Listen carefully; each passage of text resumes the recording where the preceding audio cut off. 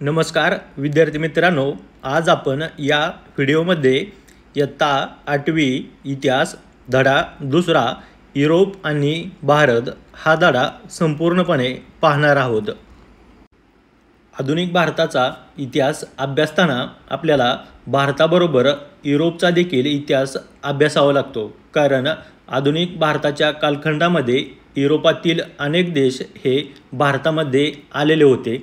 त्यामुळे युरोपमध्ये ज्या काही घडामोडी घडत होत्या त्या घडामोडींचे परिणाम भारतात देखील उमटत होते। म्हणून आधुनिक भारताचा इतिहास अभ्यासताना आपल्याला युरोपचा देखील इतिहास पाहावा लागतो। आता आपण धड्यास सुरुवात करूया। आधुनिक कालखंडामध्ये युरोपमध्ये घडणाऱ्या विविध घडामोडींचे पडसाद भारतात उमटत होते। पाठीमागच्या धड्यामध्ये आपण पाहिले होते की भारताच्या इतिहासाचे एकूण 3 भागामध्ये विभाजन केलेले आहे। प्राचीन भारताचा इतिहास, मध्ययुगीन भारताचा इतिहास आणि आधुनिक भारताचा इतिहास। ह्या आधुनिक कालखंडामध्ये युरोपमध्ये ज्या घडणाऱ्या विविध घटना आहेत ह्या घटनांचे भारतामध्ये परिणाम पडत होते। त्यामुळे आधुनिक भारताच्या इतिहासाचा कालखंड अभ्यासताना आपल्याला या काळात युरोपात घडणाऱ्या घटनांचा अभ्यास करावा लागतो। आणि ह्या आधुनिक भारताच्या कालखंडामध्ये युरोपातील पोर्तुगीज असतील, डच असतील, इंग्रज असतील, फ्रेंच असतील, हे वेगवेगळे देश भारतावरती राज्य करत होते। युरोपात ज्या काही घटना घडत होत्या ह्या घटनांचे परिणाम भारतात सुद्धा उमटत होते। म्हणून आधुनिक भारताचा इतिहास अभ्यासताना आपल्याला युरोपातील ज्या घडामोडी घडलेल्या आहेत त्या घडामोडींचा सुद्धा अभ्यास करावा लागतो। यानंतर पुढे आहे प्रबोधन युग। युरोपीय इतिहासात मध्ययुगाचा अखेरचा टप्पा म्हणजेच इसवी सनाचे 13वे ते 16वे शतक प्रबोधन युग म्हणून ओळखले जाते। युरोपच्या इतिहासामध्ये मध्ययुगाचा जो शेवटचा टप्पा आहे 13वे शतक ते 16वे शतक या कालखंडास प्रबोधन युग म्हणून ओळखले जाते। या कालखंडात प्रबोधन, धर्मसुधारणा चळवळ आणि भौगोलिक शोध या घटनांमुळे आधुनिक युगाचा पाया घातला गेला। या कालखंडात म्हणजेच 13वे शतक ते 16वे शतक या कालखंडामध्ये प्रबोधन म्हणजे जनजागृती, ज्या समाजामध्ये ज्या अंधश्रद्धा असतात, चुकीचे जे गैरसमज आहेत हे दूर करण्याचा प्रयत्नच करणे म्हणजेच प्रबोधन। धर्मसुधारणा चळवळ म्हणजे काय? धर्मातील जी चुकीच्या रूढी परंपरा आहेत त्या दूर करण्यासाठी जी चळवळ केली जाते तिला धर्मसुधारणा चळवळ असे म्हणतात। आणि भौगोलिक शोध, त्याचबरोबर या कालखंडामध्ये वेगवेगळ्या प्रदेशाचे जे शोध लागलेत या सर्व घटनांमुळे आधुनिक युगाचा या कालखंडामध्ये पाया घातला गेलेला आहे। म्हणूनच या काळाला प्रबोधन युग असे म्हणतात।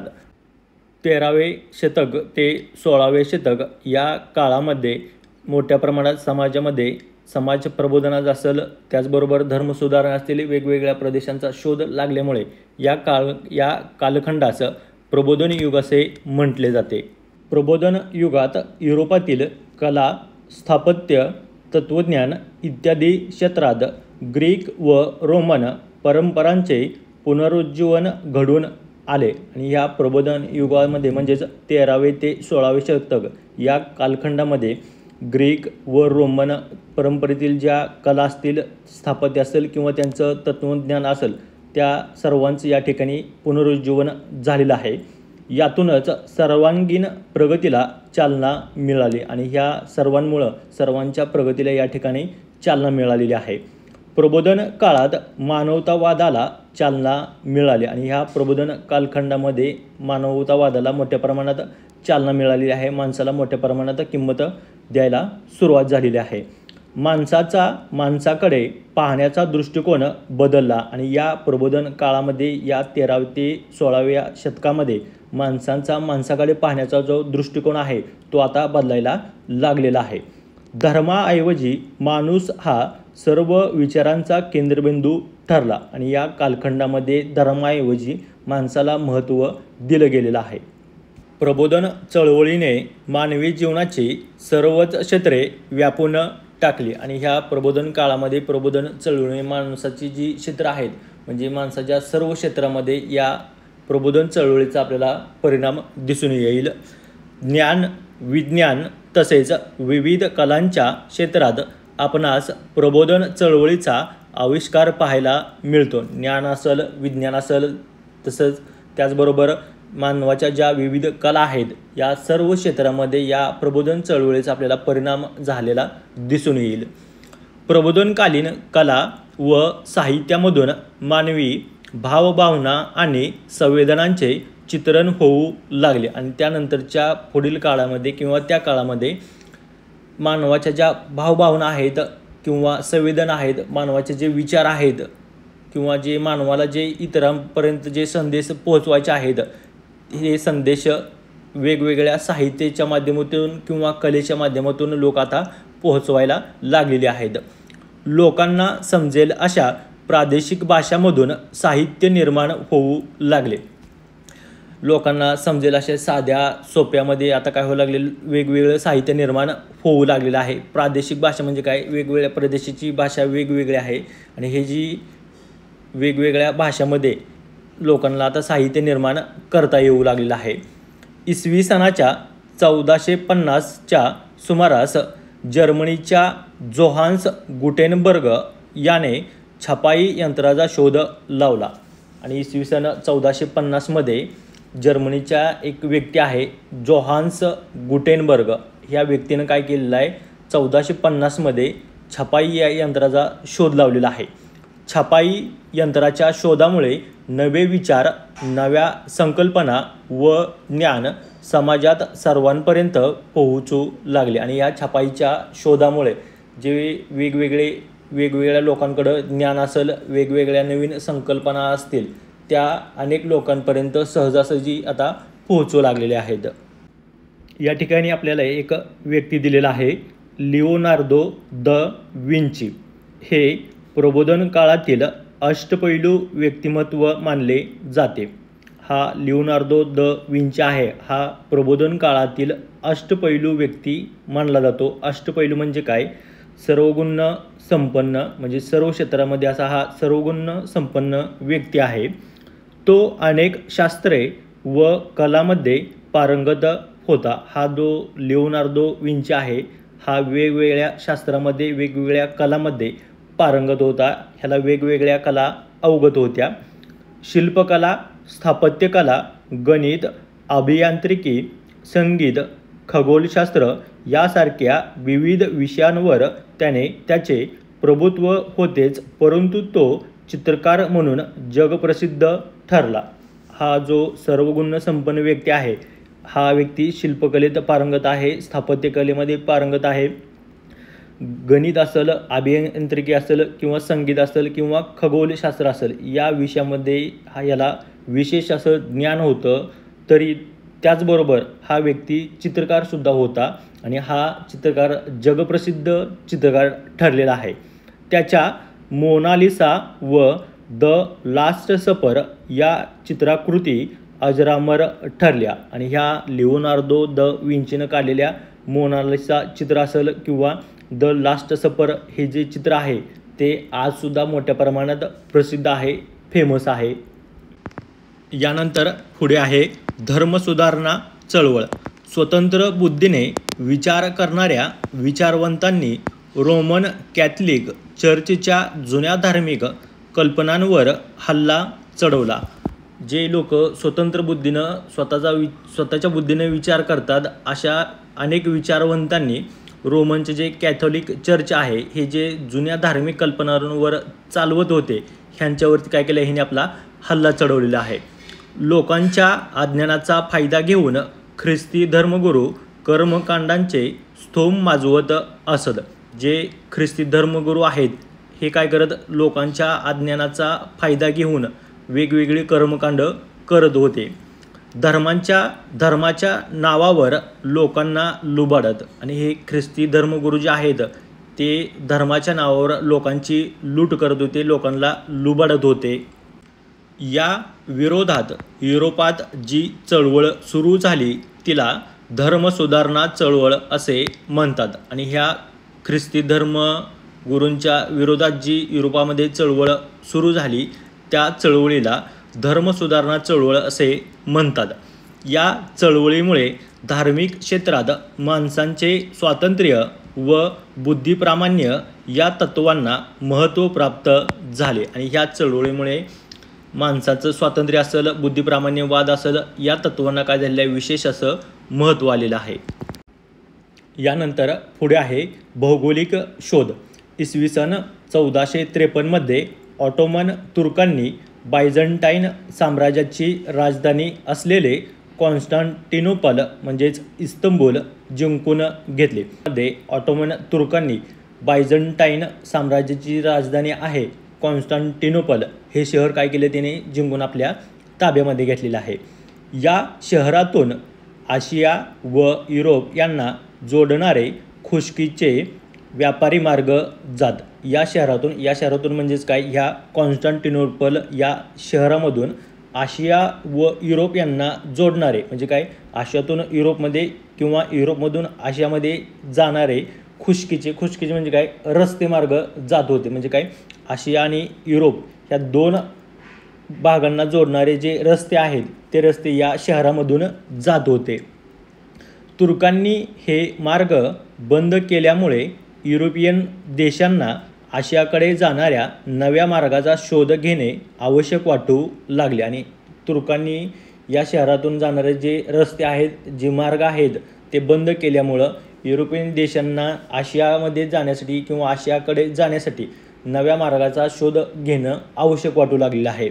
यातूनच भौगोलिक शोधांचे नवे पर्व सुरू झाले आणि हा रस्ता बंद झाल्यामुळे आशियाकडे जाण्यासाठी वेगवेगळ्या मार्गाचा किंवा वेगवेगळ्या भागाचा शोध घेणे या ठिकाणी सुरू झालेला आहे.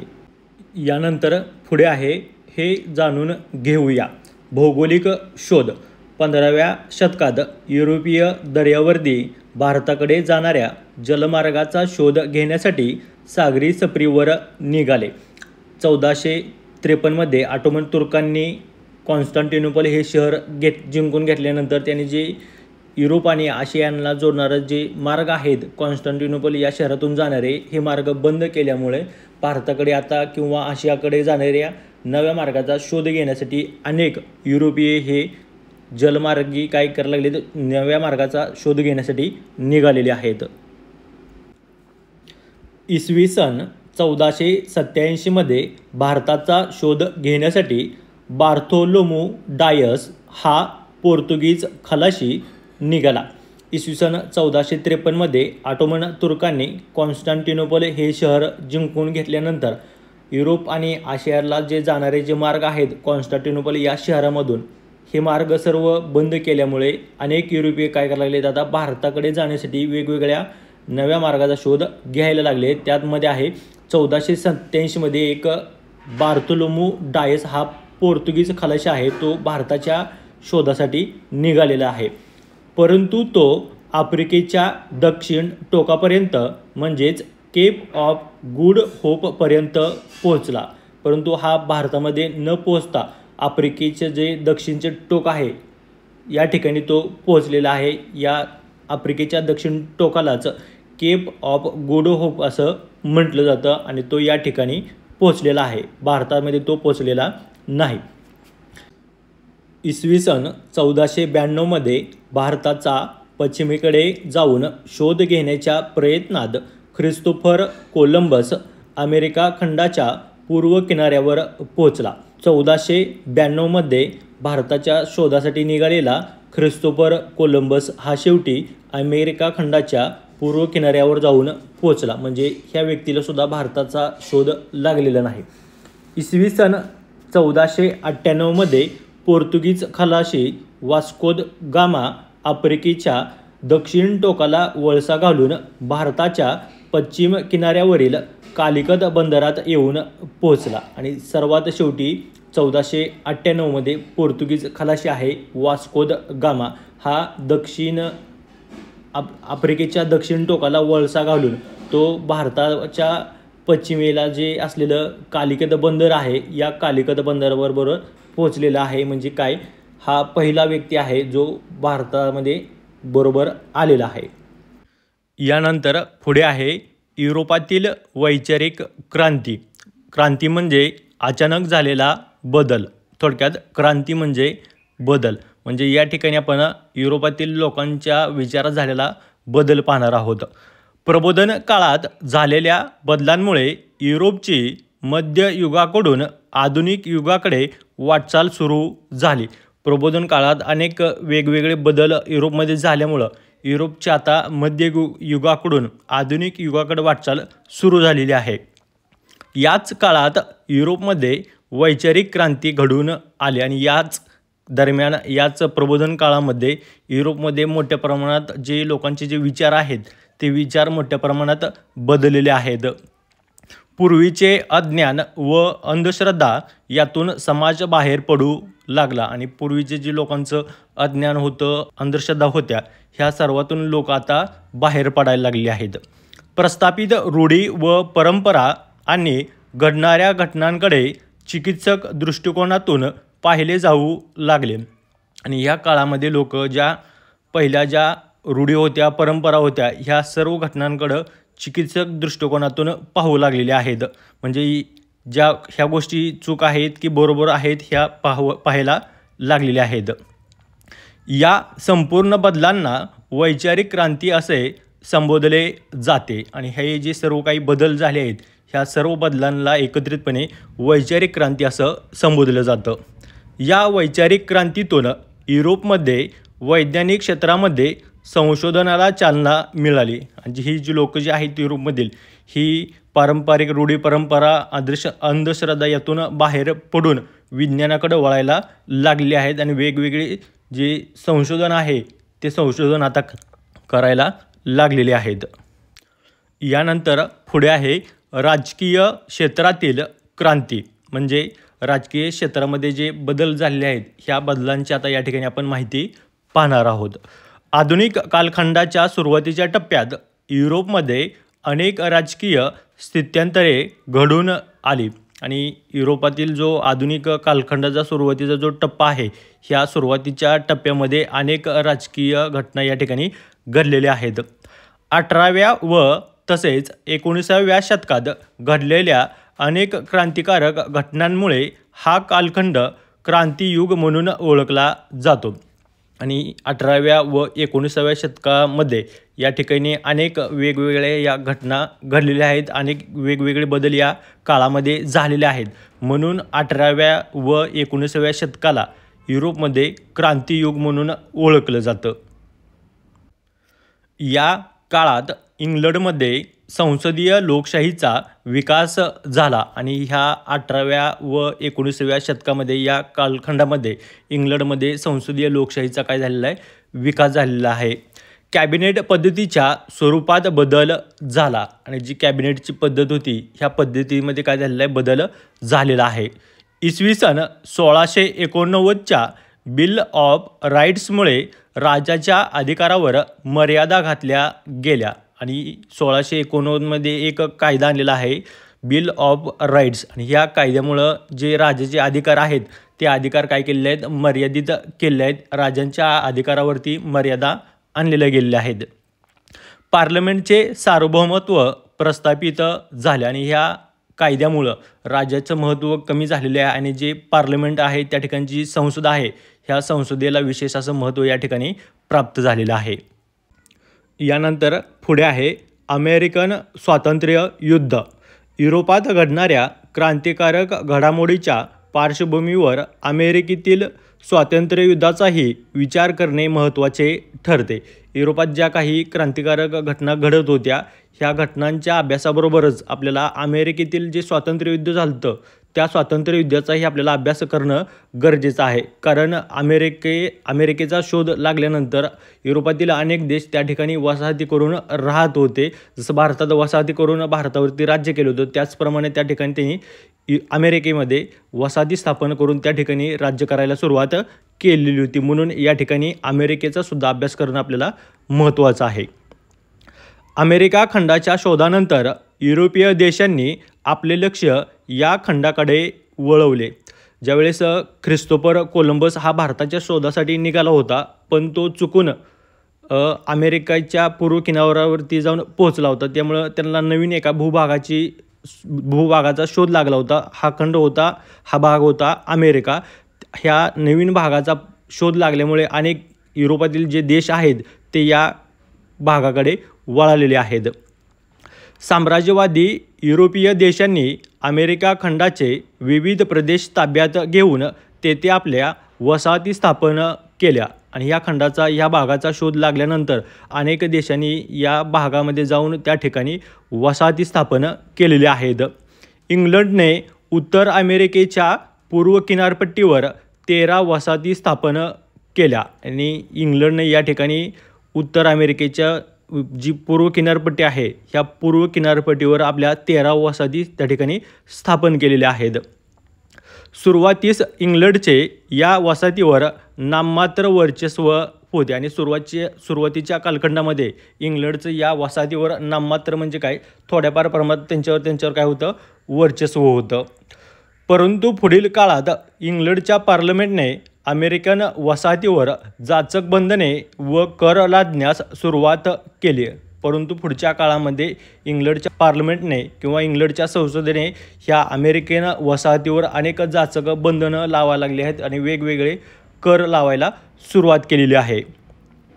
अमेरिकन वसाहतीतील स्वातंत्र्यप्रिय जनतेने याला विरोध केला आणि हे वेगवेगळी बंधनं आणि कर लावायला सुरुवात केल्यानंतर जे अमेरिकेतील स्वातंत्र्यप्रिय जनता होती ह्या जनतेने ह्या कराला बंधनाला काय केलेलं आहे, विरोध केलेला आहे. इंग्लंडने वसाहतीला दडपण्यासाठी वसाहतीविरोधात युद्ध पुकारलं आणि या ठिकाणी ह्या करांना विरोध केल्यामुळं इंग्लंडनं काय केलेलं आहे, ह्या वसाहतीविरोधात आपलं युद्ध पुकारलेलं आहे. अमेरिकन वसाहतींनी जॉर्ज वॉशिंग्टनच्या नेतृत्वाखाली सैन्य संघटित करून प्रतिकार केला. सर्व वसाहतींनी एकत्र येऊन जॉर्ज वॉशिंग्टन यांच्या नेतृत्वाखाली संघटित होऊन ह्या युद्धामध्ये सहभाग केलेला आहे. या युद्धामध्ये इंग्लंडला प्रतिकार दिलेला आहे. अखेरीस वसाहतीच्या सैन्यांचा विजय झाला आणि या युद्धामध्ये या ठिकाणी ह्या सैन्यांचा ह्या वसाहतीवाल्यांचा काय झालेला आहे, विजय झालेला आहे. म्हणजेच काय, इंग्लंडचा या ठिकाणी पराभव झालेला आहे. ही घटना अमेरिकेचे स्वातंत्र्ययुद्ध म्हणून ओळखली जाते आणि हे जे युद्ध झालं होतं, ही जी घटना घडली होती, ह्या घटनेला एकंदरीतपणे अमेरिकेचे स्वातंत्र्ययुद्ध म्हणून ओळखले जाते. यातूनच अमेरिकेची संयुक्त संस्थाने हा संघराज्य शासनपद्धती, लिखित राज्यघटना असणारा व लोकशाही व्यवस्था असलेला नवा देश अस्तित्वात आला आणि ह्या युद्धानंतर अमेरिकेची संयुक्त संस्थाने हा एक संघराज्य शासनपद्धती, संघराज्य म्हणजे काय, वेगवेगळ्या राज्यांचा मिळून बनलेला देश, हा त्याचबरोबर लिखित राज्यघटना असणारा म्हणजे काय, ह्या देशाची जी राज्यघटना आहे ती लिखित, त्याचबरोबर लोकशाही व्यवस्था असलेला हा एक नवीन देश या ठिकाणी निर्माण झालेला आहे. यानंतर पुढे आहे फ्रेंच राज्यक्रांती. फ्रेंच राज्यक्रांती या ठिकाणी आता आपण फ्रेंचमधील जे राजकीय बदल झालेले आहेत ह्या बदलांची आता आपण माहिती पाहणार आहोत.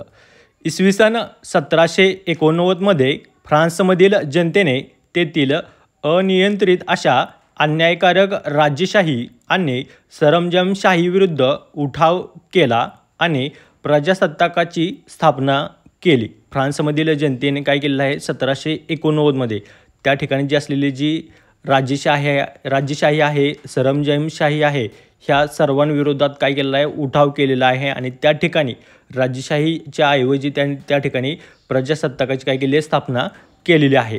राज्यशाही सर्वांना परिचित आहे. काय असते, त्या ठिकाणी एक प्रमुख म्हणून राजा असतो. ह्या राजाचा पूर्ण त्याच्या राज्यामध्ये काय असतो, नियंत्रण असतं किंवा त्याच्या पूर्ण नियंत्रणाखाली तो भाग चालत असतो. त्याच्यानंतर त्याचा मुलगा राजा बनत असतो, त्याच्यानंतर त्याचा मुलगा राजा बनत असतो. अशी एकंदरीत पद्धत असते राज्यशाहीमध्ये. त्याच्यानंतर पुढे आहे सरंजामशाही.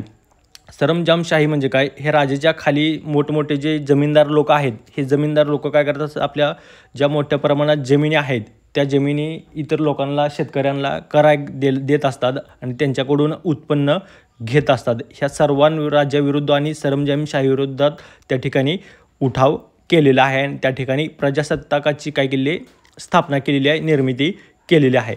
प्रजासत्ताक म्हणजे काय? प्रजा म्हणजे जनता, सत्ताक म्हणजे काय? त्या ठिकाणी जनतेची सत्ता, म्हणजे त्या ठिकाणची जी जनता आहे ती स्वतंत्र आहे किंवा त्या ठिकाणी जनतेची सत्ता असते. ही घटना फ्रेंच राज्यक्रांती म्हणून ओळखली जाते आणि ही जी घटना झाली आहेत राजेशाहीच्या विरोधात किंवा सरंजामशाहीच्या विरोधात, ह्या घटना फ्रेंच राज्यक्रांती म्हणून ओळखल्या जातात. फ्रेंच राज्यक्रांतीने जगाला स्वातंत्र्य, समता, बंधुता या मूल्यांची देणगी दिली आणि ह्या फ्रेंच जी राज्यक्रांती झालेली आहे ह्या राज्यक्रांतीने जगाला स्वातंत्र्य, समता, बंधुता ह्या मूल्यांची काय केली आहे? देणगी दिलेली आहे. म्हणजे स्वातंत्र्य, समता, बंधू हे जी तत्त्व आहेत ह्या तत्त्वांची अनेक वेगवेगळ्या देशांना ओळख करून दिलेली आहे. जगाच्या इतिहासातील राजकीय क्रांतीमध्ये अमेरिकन स्वातंत्र्ययुद्ध आणि फ्रेंच राज्यक्रांतीला विशेष महत्त्वाचे स्थान आहे. जगातील इतिहासामध्ये जे राजकीय क्रांतीमध्ये ज्या राजकीय बदल झाले आहेत ह्या बदलामध्ये अमेरिकन स्वातंत्र्ययुद्ध असेल किंवा फ्रेंच राज्यक्रांती असेल, ह्या दोन घटनांना विशेष असं महत्त्व आहे. कारण या दोन ठिकाणी प्रथम काय केलेलं आहे? तर अन्यायाविरुद्ध किंवा राजशाहीविरुद्ध काय केलेले? तर उठाव केलेले आहेत, युद्ध केलेलं आहे. यानंतर पुढे आहे औद्योगिक क्रांती. औद्योगिक म्हणजे उद्योगधंदे, क्रांती म्हणजे बदल. थोडक्यात उद्योगधंद्यामध्ये झालेले बदल. 18व्या शतकाच्या उत्तरार्धापासून युरोपातील औद्योगिक क्षेत्रात क्रांतिकारक बदल घडू लागले. 18व्या शतकाच्या उत्तरार्धानंतर युरोपमधील जे वेगवेगळे जे उद्योगधंदे आहेत ह्या उद्योगधंद्यामध्ये वेगवेगळे बदल घडू लागलेले आहेत. बाष्पशक्तीवर चालणाऱ्या यंत्राच्या सहाय्याने उत्पादन होऊ लागले. पाण्याला उष्णता दिल्यानंतर त्याचं वाफेत रूपांतर होतं, बाष्पात रूपांतर होतं. ह्या बाष्पाच्या आधारे वेगवेगळी यंत्र आता निर्मिती करायला सुरुवात झालेली आहे. छोट्या घरगुती उद्योगधंद्याची जागा मोठ्या कारखान्यांनी घेतली आणि जी छोटी छोटी जे उद्योगधंदे होते घरोघरी, ह्या उद्योगधंद्यांची जागा आता मोठमोठ्या कारखान्यांनी घेतलेली आहे. हातमागाऐवजी यंत्रमागाचा वापर सुरू झाला. कापड निर्मितीसाठी पूर्वीच्या काळामध्ये हातमागाचा वापर केला जायचा, पण आता या ठिकाणी जी कापड निर्मिती आहे ती यंत्रांच्या माध्यमातून सुरू झालेली आहे. आगगाडी आणि आगबोटीसारखी वाहतुकीची नवी साधने आली आणि याच काळामध्ये आगगाडी असेल, आगबोट असेल, अशा वेगवेगळ्या वाहतुकीच्या साधनांची निर्मिती या ठिकाणी झालेली आहे. यंत्रयुग अवतरले. याच काळामध्ये वेगवेगळ्या यंत्रांची या ठिकाणी निर्मिती झालेली आहे, म्हणून या ठिकाणी म्हटले आहे यंत्रयुग अवतरले. यालाच औद्योगिक क्रांती असे म्हणतात आणि ह्या सर्व बदलांना एकत्रितच औद्योगिक क्रांती असे म्हटलं जातं. इंग्लंडमध्ये औद्योगिक क्रांतीला प्रारंभ झाला आणि नंतर ती टप्प्याटप्प्याने पाश्चात्य जगात पसरली. इंग्लंडमध्ये जे उद्योगधंद्यातील जे बदल आहेत ह्या बदलाला इंग्लंडमध्ये सुरुवात झालेली आहे आणि नंतरच्या काळामध्ये हळूहळू तो जो झालेला बदल आहे तो पाश्चात्य जगात पसरला. पाश्चात्य म्हणजे पश्चिमेकडील जगात, पश्चिमेकडील देशामध्ये पसरलेला आहे. आणि या काळामध्ये इंग्लंडचा औद्योगिक विकास एवढ्या प्रमाणात झाला की इंग्लंडची जगाचा कारखाना म्हणून ओळख निर्माण या ठिकाणी झालेली आहे. यानंतर पुढे आहे भांडवलशाहीचा उदय. नव्या सागरी मार्गाच्या शोधानंतर युरोप व आशियाई देशांमधील व्यापाराच्या नव्या पर्वाला सुरुवात झाली. सुरुवातीच्या काळामध्ये युरोप व आशियाई देशांमधील जो व्यापार आहे तो रस्त्याच्या मार्गे होत होता, परंतु पुढे तुर्कांनी हे मार्ग बंद केल्यामुळं युरोपातील देशांनी नव्या सागरी मार्गाचा शोध घेऊन आशियाई देशांकडे हा व्यापार आता सुरू केलेला आहे. सागरी मार्गाने पूर्वेकडील देशांशी व्यापार करायला अनेक व्यापारी पुढे आले. सागरी मार्गाचा शोध लागल्यानंतर पूर्वेकडील देशांशी व्यापार करण्यासाठी अनेक व्यापारी आता काय झाले तर पुढे आलेले आहेत, म्हणजे आता व्यापार मोठ्या प्रमाणात ते करायला लागलेले आहेत. मात्र एकट्या व्यापारास जहाजातून माल परदेशी पाठवणे शक्य नव्हते, परंतु जहाजातून एका देशातून दुसऱ्या देशात माल पाठवणे हे एका व्यापाऱ्याला शक्य नव्हतं किंवा ते परवडण्याजोगं नव्हतं. त्यामुळे त्यांनी अनेक व्यापारी एकत्र येऊन त्यांनी व्यापार सुरू केला. एकट्याला परवडत नाही म्हणून त्यांनी काय केले, अनेक व्यापारी एकत्र येऊन त्यांनी आता हा व्यापार करायला सुरुवात केलेली आहे. यातूनच भाग भांडवल असणाऱ्या अनेक व्यापारी कंपन्या उदयास आल्या. अशा अनेक व्यापारी एकत्र येऊन अशा वेगवेगळ्या अशा अनेक कंपन्या त्या ठिकाणी निर्माण झालेल्या आहेत. पौर्वात्य देशांशी होणारा व्यापार फायदेशीर होता. पूर्वेकडील देशांशी जो व्यापार होता तो व्यापार अतिशय फायदेशीर होता, नफा देणारा होता. या व्यापारातून देशाची आर्थिक भरभराट होत असे आणि ह्या व्यापारातून त्यांना त्या देशाला मोठ्या प्रमाणात आर्थिक नफा मिळत होता. त्यामुळे युरोपातील राज्यकर्ते व्यापारी कंपन्यांना लष्करी संरक्षण व व्यापारी सवलती देऊ लागले. त्या देशांना मोठ्या प्रमाणात आर्थिक लाभ होत असल्यामुळे त्या देशातील जे राज्यकर्ते आहेत ते राज्यकर्ते या व्यापारी कंपन्यांना लष्करी संरक्षण देत असत. त्याचबरोबर अनेक वेगवेगळ्या व्यापारी सवलती देऊ लागलेल्या आहे. या व्यापारामुळे युरोपीय देशांमध्ये धनसंचयन वाढीस लागला आणि ह्या व्यापारामध्ये मोठ्या प्रमाणात त्यांना नफा मिळत असल्यामुळे त्यांच्याजवळ मोठ्या प्रमाणात धनसंचय वाढीस लागलेला आहे. म्हणजे मोठ्या प्रमाणात पैशांचा साठा त्यांच्याजवळ झालेला आहे. या संपत्तीचा उपयोग भांडवलाच्या रूपात व्यापार आणि उद्योगधंद्यामध्ये केला जाऊ लागला आणि या व्यापारातून जो त्यांना नफा मिळतोय, फायदा होतोय, ह्या नफ्याचा फायद्याचा सुद्धा ते परत अजून त्यांच्या उद्योगधंद्याच्या वाढीसाठी त्या पैशाचा वापर करायला लागलेले आहेत. यामुळे युरोपीय देशात भांडवलशाही अर्थव्यवस्थेचा उदय झाला आणि ह्या सर्व नफ्यामुळे या युरोपातील देशांमध्ये भांडवलशाही अर्थव्यवस्थेचा उदय झालेला आहे. यानंतर पुढे आहे वसाहतवाद.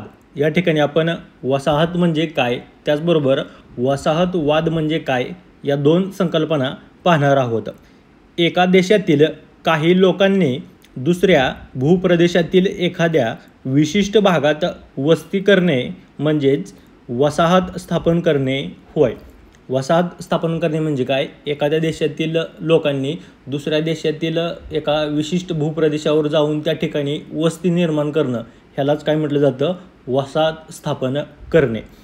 आर्थिक व लष्करीदृष्ट्या बलशाही देशाने आपल्या सामर्थ्याच्या बळावर एखादा भूप्रदेश व्यापणे आणि त्या ठिकाणी आपले राजकीय वर्चस्व प्रस्थापित करणे म्हणजेच वसाहतवाद होय. वसाहतवाद म्हणजे काय, एखाद्या शक्तिशाली सामर्थ्यानं अशा देशानं काय करायचं, दुसऱ्या देशातील एखादा जो प्रदेश आहे तो प्रदेश काय करणं, आपल्या ताब्यात घेणं, त्याचबरोबर त्या भागामध्ये आपलं वर्चस्व स्थापन करणं, त्या भागामध्ये आपलं राजकीय वर्चस्व स्थापन करणं, यालाच काय म्हटलं जातं, वसाहतवाद. युरोपीय देशांच्या याच वसाहतवादी प्रवृत्तीतून साम्राज्यवाद उदयास आला आणि युरोपीय देशांनी हेच केलेलं आहे. काय केलं, ह्यांनी आपला देश सोडून दुसऱ्या देशामध्ये जाऊन काय केलेत, वस्ती निर्माण केलेल्या आहेत, म्हणजे काय, वसाहती स्थापन केलेल्या आहेत आणि त्यानंतर त्या ठिकाणी आपलं राजकीय वर्चस्व त्या ठिकाणी निर्माण केलेलं आहे. म्हणजेच काय, त्यांनी त्या ठिकाणी वसाहतवाद निर्माण केला आणि या वसाहतवादातूनच पुढे जाऊन त्यांनी काय केलं, त्यांनी साम्राज्यवाद उदयाला आणला आहे. यानंतर पुढे आहे साम्राज्यवाद.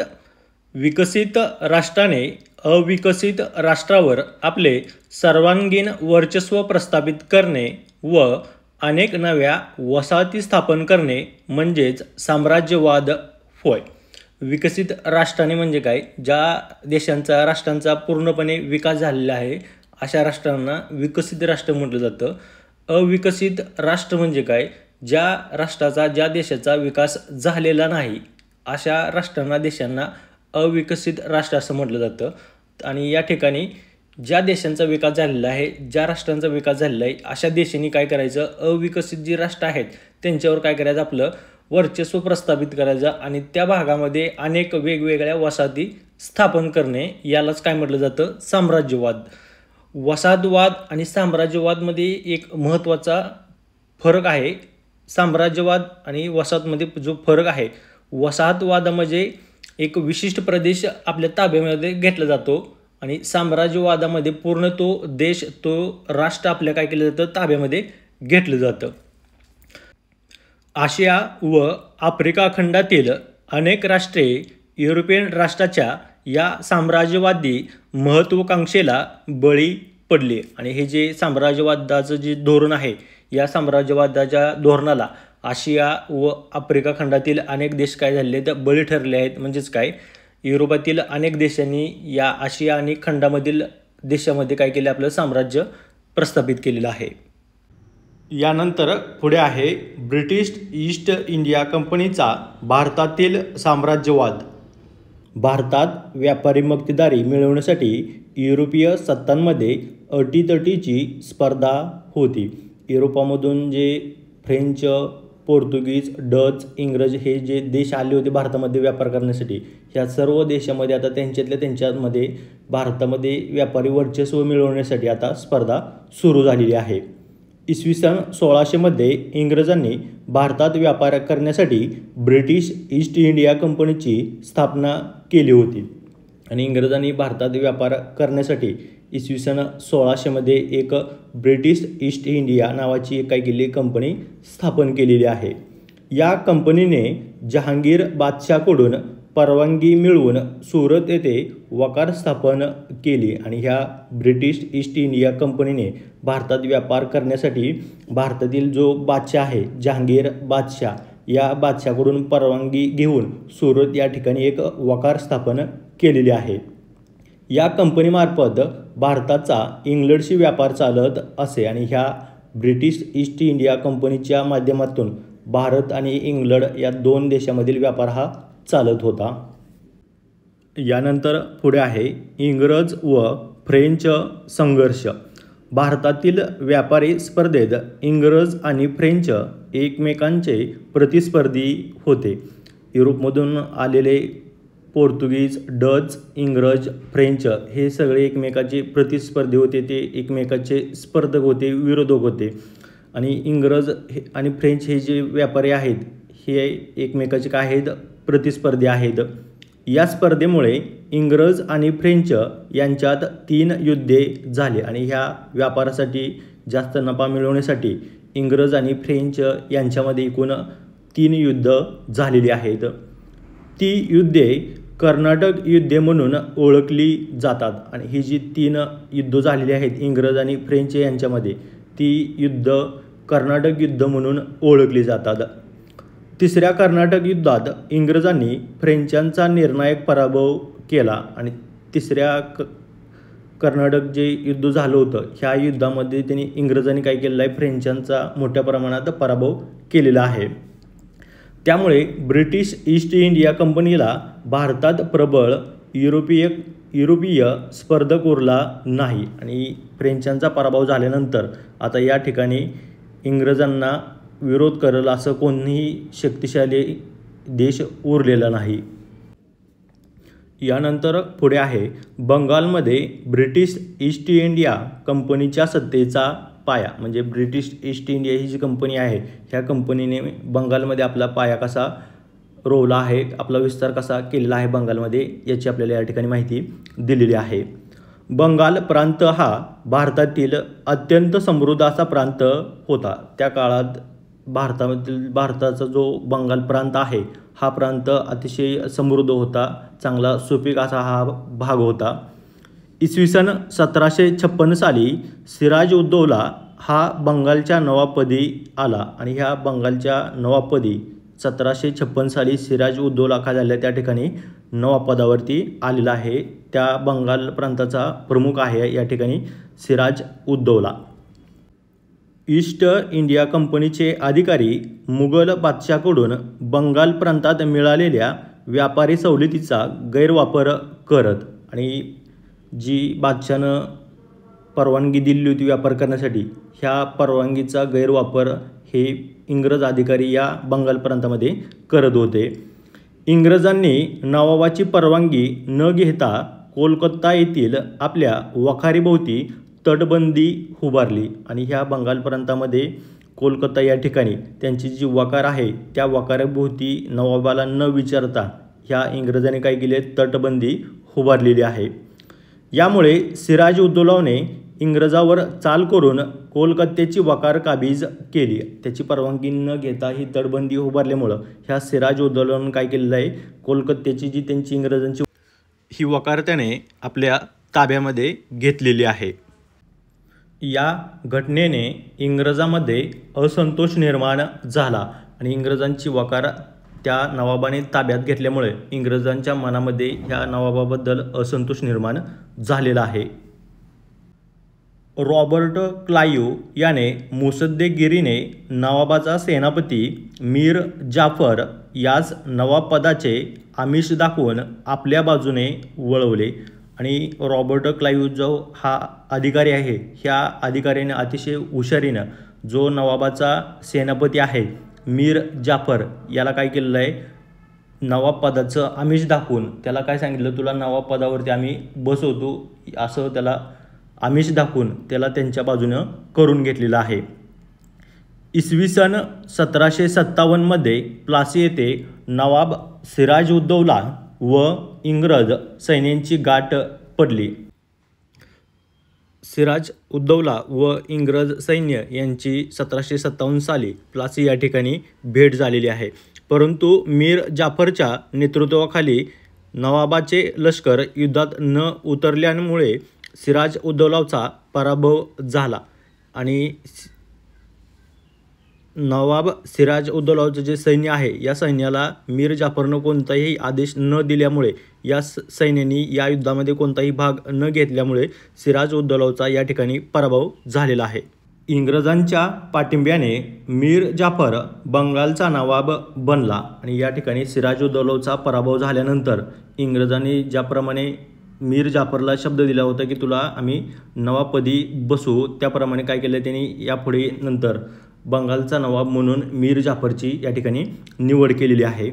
पुढे त्याने विरोध करताच त्याचा जावाई मीर कासिम यास त्यांनी नवाब बनवले आणि त्या पुढील काळामध्ये हा मीर जाफर इंग्रजांना विरोध करायला लागल्यानंतर इंग्रजांनी ह्या मीर जाफरचा जो जावाई आहे मीर कासिमला नवाब बनवलेले आहे. मीर कासिमने इंग्रजांच्या बेकायदेशीर व्यापाराला आळा घालण्याचा प्रयत्न करताच त्यांनी पुन्हा मीर जाफरला नवाबपद दिले आणि ह्या मीर कासिमने सुद्धा इंग्रजांना विरोध करायला लागल्यानंतर इंग्रजांनी परत पुन्हा एकदा मीर जाफरला या नवाब पदावरती बसवलेला आहे. बंगालमधील इंग्रजांच्या कारवायांना लगाम घालण्यासाठी मीर कासिम, अयोध्येचा नवाब शुजा उद्दौला आणि मुघल बादशाह शाह आलम यांनी इंग्रजाविरुद्ध एकत्र मोहीम काढली आणि ह्या बंगालमधील जे इंग्रजांचे ज्या गैरव्यापार बेकायदेशीर व्यापार जो चालू होता हा बंद करण्यासाठी मीर कासिम, अयोध्येचा नवाब शुजा उद्दौला आणि मुघल बादशाह शाह आलम ह्या तिघांनी एकत्र येऊन इंग्रजाविरुद्ध लढा देण्याची काय केली आता मोहीम उभारलेली आहे. इसवी सन 1764 बिहार येथील बक्सार येथे युद्ध झाले आणि ह्या चौघामध्ये 1764 साली बिहारमधील बक्सार या ठिकाणी युद्ध झालेले यांच्यामध्ये. त्यात इंग्रजांचा विजय झाला आणि या युद्धामध्ये इंग्रजांचा काय झालेला आहे, विजय झालेला आहे. या लढाईनंतर अलाहाबादच्या तहानुसार बंगालच्या सुब्यात दिवाणी म्हणजेच महसूल गोळा करण्याचा अधिकार ब्रिटिश ईस्ट इंडिया कंपनीला मिळाला आणि ह्या युद्धाच्या नंतर एक पुढं तह झाला आहे अलाहाबादचा तह. या अलाहाबादच्या तहानुसार काय झालेलं आहे, इंग्रजांना बंगाल सुब्यामध्ये महसूल गोळा करण्याचा अधिकार या ठिकाणी ब्रिटिश इंडिया कंपनीच्या अधिकाऱ्यांना मिळालेला आहे. अशा प्रकारे भारतातील इंग्रजी सत्तेचा पाया बंगालमध्ये घातला गेला आणि अशा प्रकारे ह्या नवाबाचा पराभव करून त्यांनी या ठिकाणी बंगाल आपल्या ताब्यामध्ये घेतलेला आहे. तर पुढे आहे इंग्रज म्हैसूर संघर्ष. म्हैसूर राज्यातील हैदर अलीने उठाव करून म्हैसूरचे राज्य ताब्यात घेतले. म्हैसूर राज्यातील जो हैदर अली आहे ह्या हैदर अलीनं उठाव करून हे जे म्हैसूर राज्य आहे ते स्वतःच्या ताब्यामध्ये घेतलेलं आहे. हैदर अलीच्या मृत्यूनंतर त्याचा मुलगा टिपू सुलतान म्हैसूरच्या सत्तेवर आला आणि पुढे जाऊन हैदर अलीचा ज्यावेळेस मृत्यू झाला त्याच्या मृत्यूनंतर त्याचा जो मुलगा आहे टिपू सुलतान, हा टिपू सुलतान काय झाला या म्हैसूरच्या सत्तेवरती आलेला आहे. त्याने इंग्रजाविरुद्धचा लढा शर्तीने लढवला. टिपू सुलतानने सुद्धा इंग्रजाविरुद्धचा जो लढा आहे तो पूर्ण ताकदीनं लढवलेला आहे. अखेर 1799मध्ये श्रीरंगपट्टण येथे झालेल्या युद्धात टिपू सुलतान मरण पावला आणि पुढे जाऊन 1799मध्ये श्रीरंगपट्टण या ठिकाणी इंग्रजाविरुद्ध युद्धामध्ये हा टिपू सुलतान मरण पावलेला आहे. अशा रीतीने म्हैसूरच्या प्रदेशावर इंग्रजांचे वर्चस्व निर्माण झाले. अशा तऱ्हेनं टिपू सुलतानचा पराभव करून इंग्रजांनी म्हैसूर हा जो भाग आहे तो त्यांच्या ताब्यामध्ये घेतलेला आहे. यानंतर पुढे आहे सिंधवर इंग्रजांचा ताबा. भारतातील आपली सत्ता सुरक्षित करण्यासाठी इंग्रज वायव्य सरहद्दीकडे वळले. इंग्रजांची जी भारतातील जी सत्ता होती ती सत्ता सुरक्षित करण्यासाठी इंग्रज आता भारताच्या वायव्य या भागाकडे वळालेले आहेत. रशिया भारतावर अफगाणिस्तानातून आक्रमण करेल अशी त्यांना भीती होती, म्हणून इंग्रजांनी अफगाणिस्तानावर आपला प्रभाव प्रस्थापित करण्याचे ठरवलं. इंग्रजांना वाटत होते की भारतातील जी आपली सत्ता आहे सुरक्षित राहिली पाहिजे. त्याचबरोबर रशिया जो आहे हा रशिया भारतावरती आक्रमण करेल आणि हे जे आक्रमण आहे ते अफगाणिस्तानातून होऊ शकतं, म्हणून अफगाणिस्तानावर आपला प्रभाव असावा या उद्देशाने काय केले त्यांनी आता अफगाणिस्तानवरती लक्ष केंद्रित केलेलं आहे. अफगाणिस्तानाकडे जाणारे मार्ग सिंधमधून जात होते आणि ह्या अफगाणिस्तानला जे जाणारा जो मार्ग होता हा या सिंधमधून जात होता. यामुळे सिंधचे महत्त्व इंग्रजांच्या ध्यानात आले आणि 1843 साली त्यांनी सिंध गिळंकृत केला आणि हे सिंधचे महत्त्व लक्षात इंग्रजांच्या आल्यानंतर इंग्रजांनी 1843 साली हा जो सिंध भाग आहे तो आपल्या काय केलेला आहे ताब्यामध्ये घेतलेला आहे. यानंतर पुढे आहे शीख सत्तेचा पाडाव. 19व्या शतकाच्या प्रारंभी पंजाबमधील सत्ता रणजितसिंहाच्या हाती होती. म्हणजे काय, 19व्या शतकाच्या सुरुवातीच्या काळामध्ये पंजाबमधील जी सत्ता आहे ती रणजितसिंहाच्या हाती होती. रणजितसिंहाच्या मृत्यूनंतर त्याचा अल्पवयीन मुलगा दलीप सिंग गादीवर बसला. राजा रणजितसिंहाच्या मृत्यूनंतर त्याचा जो लहान मुलगा आहे दलीप सिंह हा काय झालेला आहे त्या ठिकाणचा राजा झालेला आहे. त्याच्या वतीने त्याची आई राणी जिंदन राज्याचा कारभार पाहू लागली. मुलगा लहान असल्यामुळे त्याची जी आई आहे राणी जिंदन ती काय करायला लागली आता राज्यकारभार पाहू लागलेली आहे. मात्र सरदारांवर तिचा अंकुश राहिला नाही. राज्यकारभार करत असताना जे राज्य शासनातले जे प्रमुख मंडळी आहे ह्यांच्यावरती तिचा अंकुश राहिलेला नाही. ही संधी साधून इंग्रजांनी काही शीख सरदारांना फितूर केले आणि तिचा हा राज्यकारभार पाहून काही इंग्रज अधिकाऱ्यांनी शीख सरदारांना त्यांच्या बाजूनं केलेला आहे.